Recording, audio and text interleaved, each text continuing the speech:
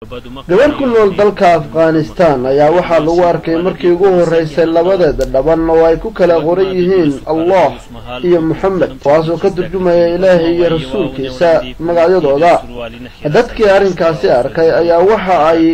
muujiyeen arrinkan ay tahay mid kamid ah mucjisaadka Ilaahay. qaar kamid ah dadkii halkaasi joogay ayaa wajiyadooda waxaa ka muuqanaya qiiro markana ay la taajubeen arrinkan gabadhan wajigeeda ku qoran oo ah Allah iyo Muhammad. haddaba daawadow ku cibro qaado kadib markii aad daawatid muuqaalkani in Ilaahay wax kasta uu awoodo isla markaana muuqaalkani uu ka mid yahay mucjisaadka Ilaahay oo markasta lagu arko dunida.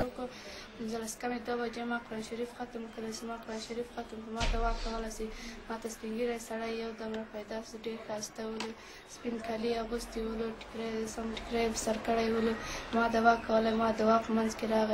ما نخبر تكري تير كوالش تير سو ما تشار مخرا ولا ولا رتوي خند الله سرتو كراولي يودم لغين زكي وراكسلو بعد مزيج بونا سمزودا ريدم فلار تمرالم فلار سيمورلم فلار مثل مختوس كلمات تمزنيم خبر